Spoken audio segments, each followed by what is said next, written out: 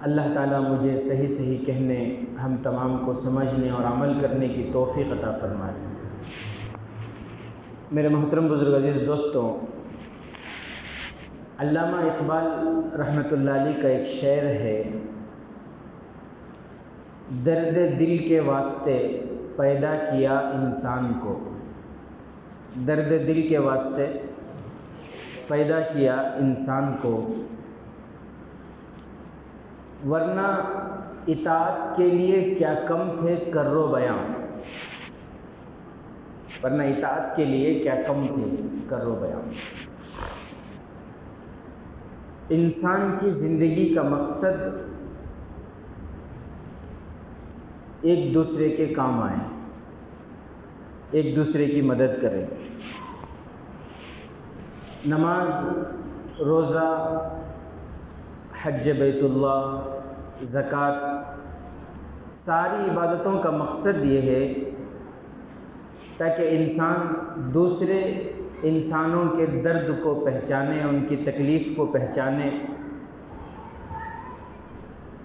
دوسروں کے بارے میں اس کے دل میں ہمدردی پیدا ہو۔ حضرت مولانا قاری طیب صاحب نور اللہ مرقدہ، اللہ تعالیٰ ان کے قبر کو نور سے منور فرمائے، بڑی بہترین بات انہوں نے لکھی ہے۔ حضرت لکھتے ہیں، کیا آپ نے کبھی یہ سوچا کہ اللہ تعالیٰ نے 5 وقت کی جو نمازیں فرض کی ہیں، جماعت کے ساتھ مسجد میں ادا کرنا فرض ہے، جماعت کے ساتھ مسجد میں ادا کرنا فرض ہے؟ کیوں؟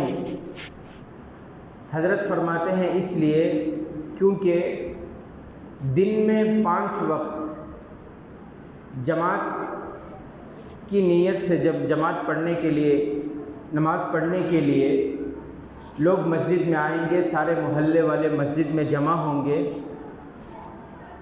تو ایک دوسرے کی کیفیت معلوم ہوگی، ایک دوسرے کی خیریت معلوم ہوگی، ایک دوسرے کے حال احوال معلوم ہوں گے۔ بھئی فلاں شخص پہلے بہت ٹھاٹ باٹ سے آتے تھے، عمدہ عطر لگاتے تھے، قیمتی کپڑے پہنتے تھے، ریڈو واچ پہنتے تھے، اب ان کے ہاتھ میں ریڈو واچ نہیں ہے، قیمتی کپڑے بھی نہیں ہیں، وہ عمدہ خوشبو بھی نہیں ہے، تو پتہ لگتا ہے کہ پہلی جیسی حالت اب نہیں ہے۔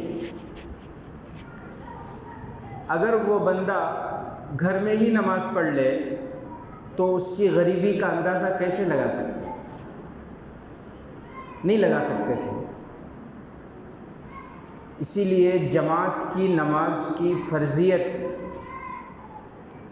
اتنی اہمیت ہے، جناب آقا محمد الرسول اللہ صلی اللہ علیہ وسلم نے فرمایا کہ جو لوگ جماعت چھوڑ کر بغیر کسی عذر کے گھر میں نماز پڑھ لیتے ہیں، میرا دل چاہتا ہے کہ میں لکڑیوں کو اکٹھا کروں، چند نوجوانوں کو لے جاؤں اور ان کے گھر کو آگ لگا دوں، لیکن چونکہ گھر میں عورتیں رہتی ہیں، ان کے لیے مسجد آنا ضروری نہیں ہے، چھوٹے چھوٹے بچے ہوتے ہیں، ان کے لیے مسجد آنا ضروری نہیں ہے، خواتین گھر میں ہوتی ہیں، بیمار گھر میں ہوتے ہیں، جن کے لیے گھر میں ہی نماز پڑھنا جائز ہے، بچوں کی وجہ سے، عورتوں کی وجہ سے، بیماروں کی وجہ سے اللہ کے نبی صلی اللہ علیہ وسلم نے فرمایا کہ میں چھوڑ دیا، ورنہ جماعت چھوڑ کر گھر میں نماز پڑھنے پر اللہ کے نبی صلی اللہ علیہ وسلم سخت ناراض ہوئے، اتنے کہ اللہ کے نبی نے فرمایا میرا دل چاہتا ہے کہ میں ان کے گھر کو آگ لگا دوں۔ تو میرے محترم بزرگ دوستوں، تو یہ جماعت کی نماز 5 وقت کی اصل مقصد کیا ہے کہ عبادت کے ذریعے لوگوں کے دلوں میں ہمدردی پیدا ہو، ایک دوسرے کی خیریت محلے کے اعتبار سے معلوم ہو۔ پھر جمعہ میں پورے شہر والے جامع مسجد میں جمع ہوتے تھے پہلے، اب تو چاہے محلہ کتنا بھی چھوٹا ہو، ذمہ داروں کی فکر یہ ہوتی کہ یہاں بھی جمعہ ہوگا، چندہ ہوگا تو مسجد کے خرچے پورے ہوں گے۔ اب چندے کی چکر میں جامع مسجد کی اہمیت ہی ختم ہو گئی ہمارے دلوں میں۔ بہرحال پھر عید کی نماز سال میں ایک مرتبہ، اور پھر سال میں ایک مرتبہ حج، لوگ وہاں جمع ہوتے ہیں۔ اب جمعہ کی نماز پڑھنے کے لیے فلسطین سے بیوی لوٹ کو تو کوئی نہیں آئے گا نا، لبنان سے، مصر سے، لندن سے، کویت سے کون آئیں گے یہاں نماز پڑھنے کے لیے؟ تو پوری دنیا والے حج کے نام پر ایک مرتبہ بیت اللہ میں جمع ہوتے ہیں۔ کیوں؟ تاکہ وہاں مسلمان کو پوری دنیا کے مسلمانوں کی خبر ہو، نمازوں کے بعد یا نماز سے پہلے ایک دوسرے سے ملیں، خیر خیریت معلوم کریں کہ بھئی میڈیا میں تو صرف جھوٹ ہی جھوٹ ہے۔ آپ فلسطین سے آئے ماشاءاللہ، آپ بتاؤ فلسطین کے کیا حالات ہیں، مسجد اقصیٰ کی کیا حالات ہیں، آپ مصر سے آئے وہاں کے کیا حالات ہیں، آپ نیوزی لینڈ سے آئے وہاں مدرسوں کی کیا خبر ہے، آپ فرانس سے ہیں ماشاءاللہ وہاں مسجد کی کیا حالات ہے، کوئی انگلینڈ والا ہے تو اس سے معلوم کریں کہ بھئی انگلینڈ میں دعوت و تبلیغ کا کام کس سطح پر چل رہا ہے۔ تو حج اس لیے نہیں کہ صرف انسان طواف کرے، صرف انسان ریاض الجنہ میں نمازیں پڑھے، اس لیے نہیں، بلکہ حج اس لیے ہے تاکہ مسلمان پوری دنیا کے مسلمانوں کی خبر رکھے، ایک مسلمان پوری دنیا کے مسلمانوں کی خبر رکھے۔ میرے محترم بزرگ عزیز دوستوں، تو عبادتوں کا مقصد روزے کے ذریعے سے ہمدردی پیدا ہو، زکوٰۃ کے ذریعے، زکوٰۃ تو ہے ہی دوسروں کی مدد، نماز کے ذریعے ہمدردی، زکوٰۃ کے ذریعے ہمدردی، حج کے ذریعے ہمدردی۔ عبادتوں کا مقصد ہی یہ ہے کہ انسان کے دل میں ہمدردی پیدا ہو۔ ایک مرتبہ اللہ کے نبی صلی اللہ علیہ وسلم جمعہ کا خطبہ دے رہے تھے، عربی خطبہ، اور مسئلہ یہ ہے، اللہ کے نبی صلی اللہ علیہ وسلم نے فرمایا اذا قام الخطیب لا صلاۃ ولا کلام۔ اللہ کے نبی صلی اللہ علیہ وسلم نے فرمایا جب خطیب عربی خطبے کے لیے کھڑا ہو جائے تو اس کے بعد نہ بات چیت کرنا جائز ہے اور نہ ہی نماز پڑھنا جائز ہے۔ یعنی جب عربی خطبے کے لیے کھڑے ہو گئے تو پھر سنت نہیں پڑھنا چاہیے۔ اور فقہاء نے تو یہاں تک لکھا ہے کہ عربی خطبے کے درمیان آپ کے بازو والا اگر خلاف شریعت کوئی کام کر رہا ہے، اپنے واچ کو ریڈی کرنے میں بیٹھا ہوا ہے یا پھر موبائل میں انگلی کر رہا ہے، تو شریعت میں مسئلہ یہ ہے کہ خطبہ سننا اتنا ضروری ہے، آپ کو یہ اجازت نہیں کہ آپ اس کو بولیں کہ بھئی خطبہ سنو، یہ بولنا بھی صحیح نہیں ہے۔ نماز کے بعد اس کو کنارے لے جا کے سمجھائیں، مسئلہ وہ الگ چیز ہے، لیکن خطبے کے درمیان اس کو بولنا بھی صحیح نہیں ہے۔ تو مسئلہ یہ ہے کہ خطبے کے درمیان نہ نماز پڑھنا صحیح ہے نہ ہی بات چیت کرنا صحیح ہے۔ اللہ کے نبی صلی اللہ علیہ وسلم خطبہ دے رہے ہیں، ایک صحابی آئے مسجد نبوی کے کونے میں بیٹھنے لگے، اللہ کے نبی صلی اللہ علیہ وسلم نے ان کو متوجہ کر کے فرمایا آپ کھڑے ہو کر سنت پڑھ کے بیٹھے۔ کیا فرمایا؟ اب سنت پڑھ کے بیٹھے۔ اب صحابہ کے دل میں ایک سوال پیدا ہوا، آپ کے دلوں میں ہوا سوال؟ بھئی سوال پیدا ہوتا ہے نہیں، کیا سوال؟ خطبے کے درمیان نماز تو نہیں ہے، خطبے کے درمیان نماز نہیں پڑھنا، بات چیت نہیں کرنا، لیکن اللہ کے نبی اسے کیوں نماز پڑھنے کے لیے بولے؟ یہ سوال۔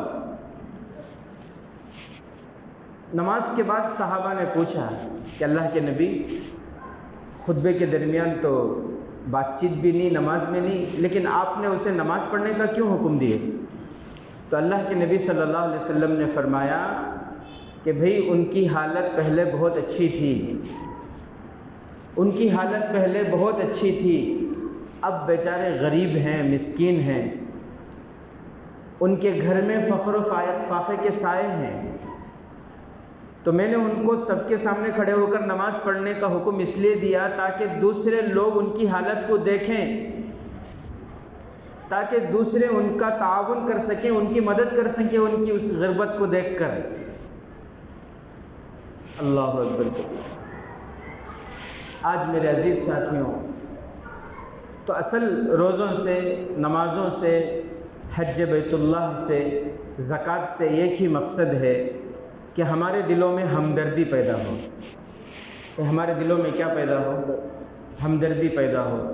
درد دل کے واسطے پیدا کیا انسان کو۔ اللہ تعالیٰ نے انسان کو کیوں پیدا کیا؟ درد دل کے واسطے، ورنہ اطاعت کے لیے کیا فرشتے کم تھے؟ اطاعت کے لیے کیا دوسری مخلوق کم تھی؟ آج میرے عزیز ساتھیوں، اللہ معاف فرمائے، بڑی بڑی عبادتیں تو ہم کر لیتے ہیں، لیکن ہمدردی کی کمی ہے ہمارے اندر۔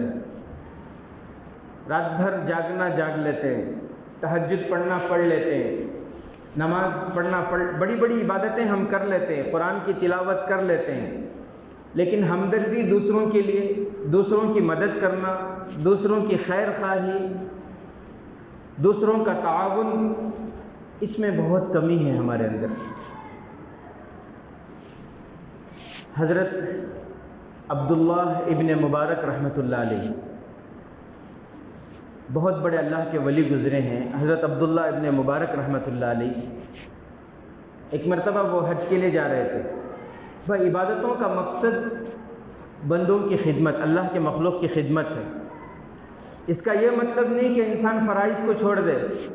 بہت سے لوگ نماز نہیں پڑھتے، روزہ نہیں، زکوٰۃ نہیں، حج فرض ہے تو حج نہیں، کیا کر رہے ہیں؟ مخلوق کی خدمت میں۔ اللہ کے مخلوق کی خدمت سب سے بڑی عبادت، مخلوق کی خدمت سب سے بڑی عبادت ہے، لیکن اس کا یہ مطلب نہیں کہ انسان فرائض کو چھوڑ کر ان خدمتوں میں لگ جائے۔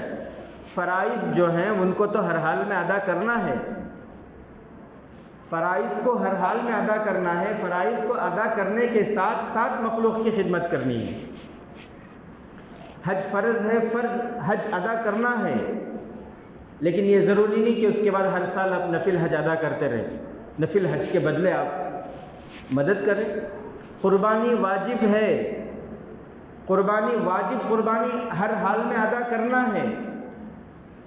ایک انسان کہتا ہے کہ نہیں میں قربانی نہیں دوں گا، اس سال قربانی کے پیسے صدقہ کر دوں گا، اس کو شریعت نہیں مانتی۔ ہاں یہ کر سکتے ہیں کہ 20,000 30,000 کے بکرے کے بجائے آپ جانور میں حصہ لے لیں، 10,000 کا ایک عمدہ جو ہے جانور خرید کر دے دیں، 20,000 کی جگہ 10,000 میں اپنے فرض کو ادا کریں، اور 10,000 آپ صدقہ کریں۔ فرض تو کہ ہر حال میں ادا کرنا ہی ہے، اس کے ساتھ ساتھ مخلوق کی خدمت، یہ سب سے بڑی عبادت ہے، سب سے بہترین عبادت ہے۔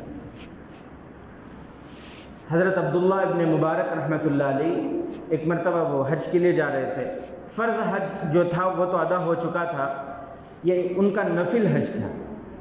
ان کو معلوم ہوا کہ قافلہ جا رہا ہے حج کے لیے، وہ بھی حج کے لیے گھر سے نکلے حج کی نیت سے۔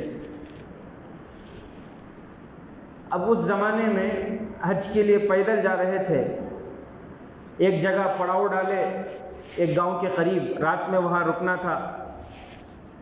رات میں کھانا کھانے کے بعد چہل قدمی کے لیے نکلے، ٹہلنے لگے۔ ٹہلتے ٹہلتے حضرت عبداللہ ابن مبارک رحمۃ اللہ علیہ نے دیکھا کہ ایک عورت پورے پردے میں ہے، اور وہ کچرا ڈالنے کی جو جگہ ہوتی ہے، گندگی ڈالنے کی جگہ، کچرا کوڑا کرکٹ ڈالنے کی جگہ، وہاں کچھ تلاش کر رہی ہے کچروں میں۔ حضرت عبداللہ ابن مبارک رحمۃ اللہ علیہ کہتے ہیں کہ میں نے دیکھا پورے پردے میں ہے، باشرہ ہے، حجاب میں ہے، یہاں کچرے کے پاس کیا تلاش کر رہی ہے؟ کچرے میں اسے کچھ نہیں ملا، تو وہاں کچرے کے بازو ایک بھینس کا بچہ مرا ہوا پڑا ہوا تھا۔ ایک بھینس کا بچہ جو مرا تھا، کسی نے لا کر ڈال دیا ہے، وہ مردہ بھینس کا بچہ پڑا ہوا تھا۔ حضرت عبداللہ ابن مبارک رحمۃ اللہ علیہ فرماتے ہیں کہ اس عورت نے اس بھینس کے بچے کو اٹھایا اور لے کر چلنے لگی۔ عبداللہ ابن مبارک رحمۃ اللہ علیہ فرماتے مجھے بڑا تعجب ہوا، کیونکہ مردار حرام ہے۔ اللہ تعالیٰ نے قرآن کریم میں فرمایا انما حرم علیکم المیتۃ والدم ولحم الخنزیر، اللہ تبارک و تعالیٰ نے مردار کو حرام قرار دیا ہے۔ تو یہ عورت اس مردار کو کیا کرے گی؟ حضرت عبداللہ ابن مبارک رحمۃ اللہ علیہ فرماتے ہیں میں ان کے پیچھے چپکے ان کے پیچھے چلنے لگا کہ پتہ نہیں کہاں جا رہی ہے۔ حضرت عبداللہ ابن مبارک فرماتے ہیں کہ وہ عورت ایک گھر میں داخل ہوئی، ایک جھوپڑی میں داخل ہوئی، گھر کے اندر سے بچوں کے رونے کی آواز آ رہی تھی، بچوں کے بلبلانے کی، بچوں کے تڑپنے کی آواز آ رہی تھی۔ ایک ہانڈی تھی جس میں ایک جو چولہے پر چڑھائی ہوئی تھی اور اس ہانڈی کے اندر کچھ کنکریاں ڈالی ہوئی تھی۔ یہ عورت گھر میں داخل ہوئی اور داخل ہو کر بچوں سے کہنے لگی رکو ابھی تھوڑی دیر میں پک جائے گا، میں تمہیں کھلاؤں گی، آج تو تمہاری بھوک ختم ہوگی، آج تمہارے لیے عید کا دن ہے۔ حضرت عبداللہ ابن مبارک رحمۃ اللہ علیہ فرماتے ہیں کہ میں گھر کے اندر اجازت لے کر اندر داخل ہوا، وہ عورت پردے میں تھی، میں نے کہا اماں جان میری بہن یہ آپ کیا کر رہی ہیں؟ مردار حرام ہے، یہ آپ کیا کرنے جا رہی ہیں؟ وہ عورت رو کر کہنے لگی کہ میں سید زادی ہوں، میں سید خاندان سے ہوں، مجبوری کی حالت میں زکوٰۃ تو میرے لیے حرام ہے لیکن مردار تو میں کھا سکتی نا، مردار تو میں اپنے بچے کو کھلا سکتی ہوں، مجبوری کی میری حالت ہے۔ حضرت عبداللہ ابن مبارک رحمۃ اللہ علیہ نے فرمایا کہ میری بہن میں حج کے لیے جا رہا تھا اور اس وقت حج کے لیے پیدل جانے میں کئی مہینے لگتے تھے، اور اس زمانے میں جو پیسے خرچ ہوتے تھے ایک موٹی رقم 300 درہم اس زمانے میں جو خرچ ہوتے تھے 300 درہم۔ حضرت عبداللہ ابن مبارک رحمۃ اللہ علیہ نے فرمایا میری بہن یہ 300 درہم ہے، یہ زکوٰۃ کے نہیں ہیں، آپ سید خاندان سے ہیں، یہ زکوٰۃ کے نہیں ہے، یہ میں نفل حج کے لیے جا رہا تھا، اللہ نے چاہا میں آئندہ سال یہ حج کر لوں گا، یہ پیسے آپ رکھ لو۔ وہ نہیں لے رہی تھی، بڑی اصرار کے بعد منت سماج کر کے پھر جو ہے وہ پیسے ان کو دیے اور پھر وہاں سے وہ واپس آئے۔ قافلے والوں سے کہا کہ میرے پیسے اب نہیں ہیں، میرے پاس پیسے، میرے پیسے کہیں اور لگ گئے، آپ لوگ حج کر کے آؤ، انشاءاللہ آئندہ سال اگر اللہ نے چاہا تو میں آپ کے ساتھ آؤں گا، یہ کہہ کر وہاں سے گھر واپس لوٹ آئے۔ حضرت عبداللہ ابن مبارک رحمۃ اللہ علیہ، میرے محترم بزرگ عزیز دوستوں، جب وہ قافلہ حج کر کے واپس لوٹے، وہ قافلہ واپس لوٹے تو پورے ایک ساتھ تو نہیں آتے، 10 آدمی پہلے آ گئے، پھر 20 آدمیوں کا قافلہ آیا، پورے گاؤں والے اس طرح آ رہے تھے۔ تو لوگ آتے اور آ کر ملتے، کوئی آ کر کہتا کہ عبداللہ وہ مینا کے میدان میں آپ سے ملنا چاہ رہا تھا، آپ بھاگے بھاگے جا رہے تھے۔ کوئی آ کر کہتا ہے کہ عرفہ کے میدان میں نے آپ سے دعا کی درخواست کی، آپ توجہ نہیں دے رہے تھے۔ کوئی آ کر کہتا ہے کہ عبداللہ ابن مبارک کیا بات ہے، ریاض الروضہ میں، ریاض الجنہ میں آپ بہت زور زور سے درود شریف پڑھ رہے تھے، بہت زور زور سے ذکر کر رہے تھے۔ سب آ کر جو ہے ان کی کیفیت کو بیان کر رہے ہیں۔ اس وقت ایک بہت بڑے اللہ کے ولی تھے ربیع بن اسلم رحمۃ اللہ علیہ، ان کے خواب میں جناب آقا محمد الرسول اللہ صلی اللہ علیہ وسلم تشریف لائے، وہ حج کے میدان میں تھے، ان کے خواب میں اللہ کے نبی صلی اللہ علیہ وسلم آئے اور آ کر بتایا کہ اس سال عبداللہ ابن مبارک نے 100 حج اور 100 عمرے سے بھی بڑھ کر عمل کیا ہے، ایک نیک کام انہوں نے ایسا کیا ہے جس کا ثواب 100 حج اور 100 عمروں سے بھی بڑھ کر ہے۔ اے ربیع تم کل ان کو 600 دینار ان کو دے دینا۔ تو ربیع بن اسلم وہ جب آئے گاؤں کو، وہ کہنے لگے کہ عبداللہ کیا بات ہے، میں 600 دینار کیا، میرے دل میں اللہ کے نبی کی محبت نہیں ہے کیا؟ تم عبادت کرتے، ہم عبادت نہیں کرتے، میں یہ دینار اس دن سے دینے کے لیے تمہارے پیچھے پیچھے گھوم رہا ہوں، تم ہمیشہ بھاگ جاتے، مکے میں بھی تم جو ہے بھاگ گئے، مدینے میں بھی میں دینے کے لیے آیا تمہیں دیکھ کر، وہاں سے بھی تم جو ہے اتنا بے رخی، اتنی بے توجہی، کیا بات ہے، کروڑ پتی ہو گئے تم۔ یہ تو اللہ کے نبی کی محبت ہمارے دلوں میں، انہوں نے تمہارے یہ پیسے لو، یہ پیسے لے کر وہ آ کر دے رہے ہیں۔ حضرت عبداللہ ابن مبارک رحمۃ اللہ علیہ نے ان سے بھی کہا، لوگوں سے بھی کہا کہ آپ لوگوں کو کیا ہو گیا، میں تو یہیں پر تھا، آپ لوگ، کوئی کہتا ہے مجھے کسی نے مینا میں دیکھا، کسی نے عرفہ میں دیکھا، کسی نے ریاض الجنہ میں دیکھا، مجھے یقین نہیں آ رہا آپ لوگوں کی باتوں پر۔ عبداللہ ابن مبارک رحمۃ اللہ علیہ نے کیا فرمایا؟ مجھے آپ لوگوں کی باتوں پر یقین نہیں آ رہا جب اس دن وہ رات کو سوئے ہیں، خواب میں جناب آقا محمد الرسول اللہ صلی اللہ علیہ وسلم تشریف لائے اور اللہ کے نبی صلی اللہ علیہ وسلم نے فرمایا، اے عبداللہ میں اور کتنے گواہوں کو بھیجوں تاکہ تمہیں یقین آ جائے، اور کتنے گواہوں کو بھیجوں کہ تمہیں یقین آئے۔ اللہ تعالیٰ کو تمہارا یہ عمل اتنا پسند آیا، اتنا پسند آیا کہ اللہ تعالیٰ نے قیامت تک کے لیے ایک فرشتے کو تمہارے طرف سے مقرر کر دیا ہے، وہ ہر سال تمہاری طرف سے حج ادا کرتا رہے گا۔ اللہ اکبر۔ آج ہمارا کیا حال ہے؟ آج ہمارا یہ حال ہے، شادیوں میں فضول خرچی کم نہیں ہو رہی، ولیمے کی دعوت لیو، عقیقے کی دعوت لیو، شادی سے پہلے رسم لیو، دعوتوں میں فضول خرچی کم نہیں ہو رہی۔ 10 قسم کے مٹھے ہونا، کھالے کے نے جانا نہ قبرستان کو،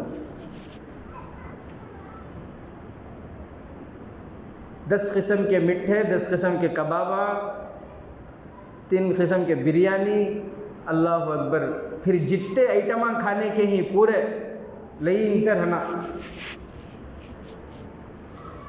شادیوں میں فضول خرچی کم نہیں ہو رہی ہے، ریس لگ رہی ہے، کمپٹیشن چل رہا ہے، اس میں ایک دوسرے سے انہیں اتنا کرا کیا میں اس سے بڑھ کو، انہیں یہاں کرا کیا میں اس سے بڑھ کو کرتا ہوں، وہاں کرتا ہوں۔ دوسری قومیں کالجیں بنا رہے ہیں، یونیورسٹیاں بنا رہی ہیں، ہماری قوم کیا بنا رہی ہے؟ شادی محل۔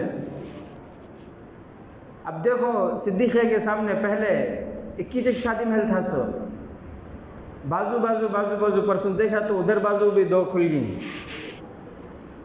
یہ قوم لٹنے کو تیار، اسے لوٹنے والے بھی مسلمان، اور یہ لوٹنے والا بھی مسلمان، لوٹنے والا بھی مسلمان۔ جو قوم خود تباہ ہونے کے لیے، برباد ہونے کے لیے ارادہ کر لے، اس قوم کو کون کامیاب کر سکتا ہے؟ وہ مدرسے کی رسید لے لگ جاؤ، چندے کی رسید لے لگ جاؤ، ہاں معلوم نہیں لاک ڈاؤن ہوا تھا سو۔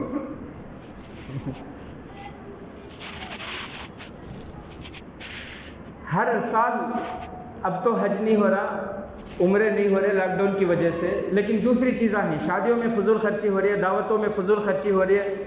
لاک ڈاؤن کھلتے ہی کہیں علی جناب بمبئی میں، کہیں کشمیر میں، کہیں ہر سال پکنک، کہیں اوٹی میں، ہر سال پکنک ختم نہیں ہو رہی، پکنک منایا جا رہا ہے، ٹھیک ہے جائز ہے، لیکن ایسا کہ ان کے خاندان میں خود غریب بلک رہے ہیں، ان کے خاندان میں خود بیوہ ہیں، ان کے خاندان میں خود یتیم ہیں، جو خون کے آنسو بلک بلک کے رو رہے ہیں، تو ان کی نمازیں ان کے کیا کام آئیں، ان کا حج ان کے کیا کام آئیں؟ کیونکہ نمازوں کا، روزوں کا، نمازوں کا مقصد ہی یہی ہے نا کہ انسان کے دل میں ہمدردی پیدا ہو، تاکہ ایک دوسرے کی مدد کر سکیں۔ خاندان والوں کی، اپنے بہنوں کی، اپنے بھائیوں کی مدد نہیں کرتے، وہ دوسروں کی کیا مدد کریں گے؟ عبادتوں کا مقصد ہی یہ ہے۔ علامہ اقبال رحمۃ اللہ علیہ نے فرمایا، درد دل کے واسطے پیدا کیا انسان کو، مقصد زندگی اللہ رب العزت کی بندگی، سب سے بہترین عبادت مخلوق کی خدمت۔ آج انسان اگر کرتا ہے تو صرف اپنے بیوی بچوں کے لیے، بیوی بچوں کے پیچھے ایسا پاگل ہے، دن رات محنت، کئی کو ایک بیٹا ایک بیٹی ان کے واسطے کاتب کر کو جانا، چین سے کھاتا بھی نہیں، دعوت میں بیٹھ کو نلیاں نکال بچے کھلا رہا ہے۔ یا ایھا الذین آمنوا لا تلہکم اموالکم ولا اولادکم عن ذکر اللہ، یہ تمہارا مال، یہ تمہاری اولاد تمہیں ہلاک نہ کر دیں، ہلاکت میں پڑے ہوئے، جو سارے آئے کفار میں سنتے تھے، مشرکین میں سنتے تھے، زمانے جاہلیت میں سنتے تھے، وہ آج ہمارے اندر ہے۔ ایک بندہ 10 لاکھ 20 لاکھ 40 لاکھ کی کار لیتا ہے، پھر بھی وہ 5 روپے کا نیمبو 2 روپے کے مرچاں ہونا چشمے۔ اللہ نے صحت دی ہے، پھر بھی وہ پاؤں میں ایک دھاگا، ہاتھ میں ایک دھاگا، کمر میں ایک دھاگا، شکی زندگی، چین سکونش نہیں۔ کیوں؟ کیونکہ دین سے دور ہوئے نا۔ جتنا زیادہ نبی کے طریقے سے دور ہوں گے اتنی ہی زیادہ پریشان۔ حضرت ہر مہینے ہر جمعہ میں جا کر ایک تعویذ لے لگاتا ہوں۔ سکونش نہیں ہے۔ سکون کیسے آئے گی؟ قرآن کی تلاوت سے آئے گی، نبی کے طریقوں سے آئے گی۔ مقصد زندگی میرے دوستوں اللہ رب العزت کی بندگی ہے، اللہ رب العزت کی اطاعت ہے۔ آج وہ ہمدردی ہمارے اندر نہیں ہے، آج دوسروں کے لیے مدد کرنا ہمارے اندر نہیں ہے۔ عبادتوں کا مقصد ہی روزہ کیوں ہے؟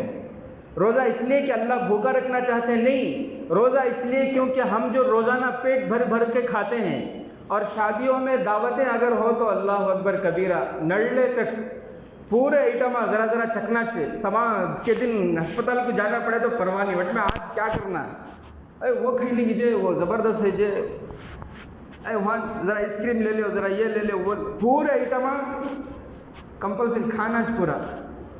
شام کو ڈاکٹر کے جانا، وہ دیکھیں گے، شام کو دیکھیں گے۔ تو یہ جو نڑلے تک کھانے کی عادت ہو گئی ہے، بندے روزہ رکھیں گے، بھوکے رہیں گے، پیاسے رہیں گے تو غریب کی بھوک کا پتہ چلے گا، غریب کی پیاس کا پتہ چلے گا، پھر غریب کی بھوک کی قدر، پیاس کی قدر ہوگی تو دوسروں کی مدد کریں گے۔ اس لیے روزہ ہے۔ میرے محترم عزیز دوستوں، کوئی بھی مشکل سے مشکل گھڑی آ جائے، بیوی کی ڈلیوری کا مسئلہ ہے، بیٹی کی ڈلیوری کا مسئلہ ہے، بہن کی ڈلیوری کا مسئلہ ہے، معاملہ نازک ہے، ڈاکٹر یہ کہہ رہے ہیں کہ 2 جان میں سے کسی ایک جان کو بچانا ہے، اللہ کی مدد کو متوجہ کرنے کے لیے، اللہ کی مدد کو متوجہ کرنے کے لیے صلاۃ الحاجت پڑھ رہے ہیں، ٹھیک ہے، تہجد کی نماز پڑھ رہے ہیں، ٹھیک ہے، لیکن اللہ کی مدد کو متوجہ کرنے کے لیے سب سے مؤثر چیز جو ہے، سب سے اثر کرنے والی، جلد اثر کرنے والی جو چیز ہے، آپ محلے میں دیکھیں کوئی غریب ہے، کوئی یتیم ہے، کوئی مسکین ہے، کوئی ضرورت مند ہے، ضرورت مند واقعی ضرورت مند ہو، مستحق ہو۔ ہر دکھنے والا ضرورت مند نہیں ہوتا، بہت سے لوگ وہمی ہوتے ہیں، بہت کچھ ان کے پاس ہوتا ہے لیکن کنجوسی کی وجہ سے استعمال نہیں کرتے، تو واقعی وہ ضرورت مند ہو۔ آج ہمارا پورا معاملہ ہی الٹا ہے، مسجدوں کے لیے کروڑوں روپے خرچ کرتے ہیں، لیکن اسی مسجد کے امام کو دیکھو، مؤذن کو پوچھو کیا تنخواہ ہے، 5000۔ مسجد کی تعمیر میں کتنا خرچ ہو رہا ہے، کروڑوں روپے۔ بھئی بہت اچھی بات ہے کروڑوں روپے سے، لیکن اصل تو امام ہے، اصل تو مؤذن ہے۔ ہمارے منڈیا کی بات کر رہا ہوں، میں نام نہیں لوں گا ورنہ آپ لوگ تحقیق کرنے چلے جاؤ گے۔ ایک امام صاحب آ کر رونے لگے، کیا بات ہوئی؟ حضرت میرے بہن کی طبیعت خراب تھی، میں ان کے علاج کے لیے پھر رہا تھا، 10-12 دن میرے اس میں لگ گئے، جب میں مہینے کی تنخواہ لینے ذمہ داروں کے پاس گیا، 5000 تنخواہ، ذمہ داراں کیا بولوں تمہیں نہیں تھے نا جب اللہ کے دن حساب کر کو کٹ کر کو دیتے ہیں تم نہ دیر سے کتنی تنخواہ، 5000۔ اللہ اکبر کبیرہ، آنکھوں سے آنسو نکل گئے اس امام کے۔ اللہ اس قوم کو کیسے ترقی دے گی جو امام اور مؤذن کی فکر نہیں کرتے؟ کہیں اور کی بات نہیں، میں اسی منڈیا کی بات کر رہا ہوں۔ تو میرے عزیز ساتھیوں، اللہ کی مدد کو متوجہ کرنے کے لیے سب سے اہم کام، آپ دیکھیں محلے میں کون ضرورت مند ہے، کون غریب ہے، کون مسکین ہے، کون مستحق ہے۔ بہت سے غریب ایسے ہوتے ہیں ان کے گھر مہمان آ جاتے ہیں، اب وہ پریشان ہیں کہ مہمان بڑے کا گوشت نہیں کھاتے، بکرے کے گوشت لانے کی طاقت نہیں ہے، اب وہ پریشان ہے کیا کروں، کہاں سے لاؤں؟ کوئی بیچارہ غریب ہے، اسپتال کو جا رہا ہے، جاتے جاتے پریشان ہے کہ میں دوائیاں کیسے خریدوں۔ ایسوں کی آپ مدد کر دیں، ان کی ضرورت آپ پوری کر دیں۔ میں نہیں کہتا، ہمارے صدر نہیں کہتے، کوئی کونسلر نہیں کہتا، کوئی ایم ایل اے نہیں کہتا، کوئی منسٹر نہیں کہتا، دونوں جہاں کے سردار، سارے نبیوں کے سردار، شافی محشر ساقی کوثر جناب آقا محمد الرسول اللہ صلی اللہ علیہ وسلم نے فرمایا واللہ فی عون العبد ما کان العبد فی عون الاخیہ، کہ اللہ تعالیٰ اس بندے کی ضرور مدد کرتے ہیں جو بندہ دوسرے بندوں کی مدد میں لگا رہتا ہے۔ اللہ تعالیٰ ہمیں صحیح سمجھ کی توفیق عطا فرمائے، کہنے سننے سے زیادہ اللہ عمل کی توفیق نصیب فرمائے۔ آمین وآخر دعوانا الحمدللہ۔